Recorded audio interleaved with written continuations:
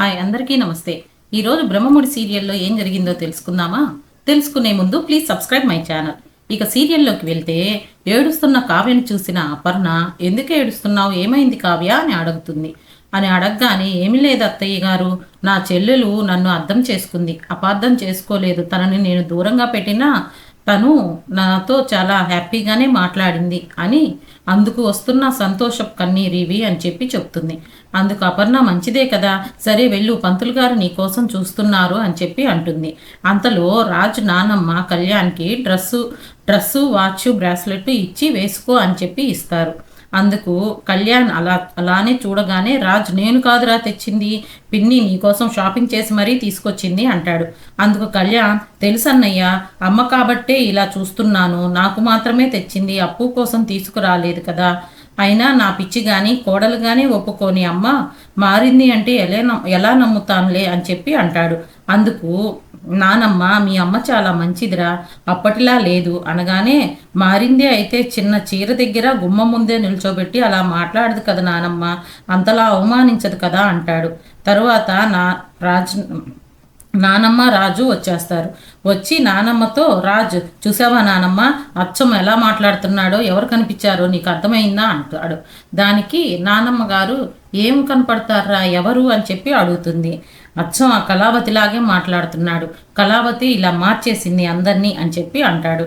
అందుకు నానమ్మ నువ్వు నీ భార్య గురించి ఆలోచించింది చాలు కానీ ఒక్కరోజే టైం ఉంది, ఉండి వెళ్ళి అప్పు కళ్యాణ్ని ఇక్కడ ఎలా ఉండేలా చూస్తావో అది ఆలోచించు అని చెప్పి అంటుంది.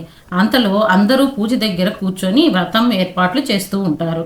అక్కా చెల్లెళ్ళు ముగ్గురు నవ్వుకుంటూ చక్కగా మాట్లాడుకుంటూ ఏర్పాట్లు చేస్తున్న ముగ్గురిని చూసిన రుద్రాని దానిలక్ష్మితో చూసావా వాళ్ళు ఎంత బాగా నవ్వుకుంటున్నారో అని చెప్పి అంటుంది. దానికి ధాన్యలక్ష్మి అవును చూస్తున్నా అని చెప్పి అంటుంది. దానికి రుద్రాని నిన్ను చూసే నవ్వుకుంటున్నారు, రానివ్వను అన్నావు కదా, నీ ఇంటికి వచ్చా, నీ వంటింటికి వచ్చా, నీ పూజ దగ్గరికి వచ్చాను అని చెప్పి నీ గురించే చెప్పుకొని నవ్వుకుంటున్నారు వదిన అని చెప్పి అంటుంది.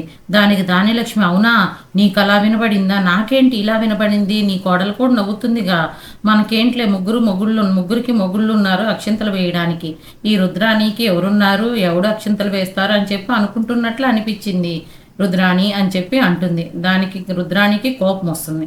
తరువాత నీకు మరి నన్ను అన్నది నీకు వినపడిందా అని చెప్పి రుద్రాణి అడుగుతుంది.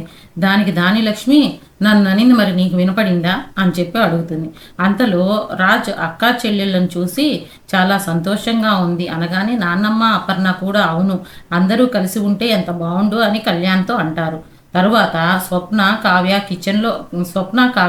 కిచెన్లో శనగలు ఉన్నాయి తీసుకురా అని చెప్పి అప్పుకి చెప్తారు. వెనకాలే అప్పు వెళ్తుంది. అప్పు వెనకాలే రుద్రాణి ధాన్యలక్ష్మి కూడా వెళ్తారు. వెళ్ళి శనగలు మేము ఇస్తాం కానీ వెళ్ళి జ్యూస్ ఇవ్వు వచ్చిన గెస్టులకి అని చెప్పి చెప్తారు. సరే అని చెప్పి జ్యూస్ తీసుకువెళ్ళి ఇస్తుండగా ఒక ఆమె కావాలనే గ్లాస్ పైన పారబోసుకొని జ్యూస్ అంతా నోటికి వచ్చింది మాట్లాడుతుంది. తరువాత ధాన్యలక్ష్మి ఇంటికి వచ్చిన వాళ్ళకి ఎలా మర్యాద చేయాలో తెలీదా, ఉత్తి అడవి మనిషిలా ఉన్నావు అని తిడుతుంది. అప్పు నేనేమి కావాలని చేయలేదా ఆంటీ అంటుంది. దానికి చాలే నోర్ముయ్ అంటుంది. అంతలో వచ్చిన గెస్ట్ మీ ఇంటికి వచ్చిన కోడలు కాపురాన్ని ఇలా బజార్లో పెట్టేదిలా ఉంది అనగానే ధాన్యలక్ష్మి మీరేమీ అనుకోకండి, మా కళ్యాణ్ ఇలాంటి దాన్ని పెళ్లి చేసుకొని మా నెత్తిని పెట్టి మా కొంప ముంచాడు, ఇంకా ఎన్ని దరిద్రాలు చూడాల్సి వస్తుందో అని చెప్పి అంటుంది ధాన్యలక్ష్మి.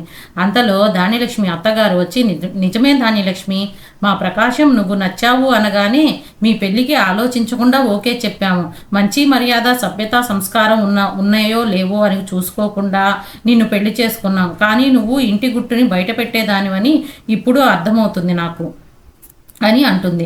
ఆమెను వెళ్ళి శుభ్రం చేసుకోండి మీరు అని చెప్పి నానమ్మ చెప్తుంది. అప్పుతో నేను అంతా చూస్తూనే ఉన్నానమ్మా, ఆమె గ్లాసు సరిగా పట్టుకోలేదు, మీ అత్త కళ్ళకి పొరలు కమ్మాయి కదా కనపడదులే అంటుంది. ఇక అందరూ వ్రతంలో కూర్చుంటారు. కోడళ్ళు వెనక అత్తలు కూర్చోమని పంతులు గారు చెప్తారు. అపర్ణ రుద్రాణీలు కూర్చుంటారు. ధాన్యలక్ష్మి రాదు. అందుకు ప్రకాశం వస్తావా కాళ్ళు విరగొట్టమంటావా అని అనగానే వచ్చి కూర్చుంటుంది. తరువాత భార్యాభర్తలు కలిసి కూర్చొని పూజ స్టార్ట్ చేస్తారు. అంతటితో ఈరోజు ఎపిసోడ్ అయిపోతుంది. రేపటి సీరియల్ అప్డేట్స్ కోసం please subscribe my channel. Thank you all of you.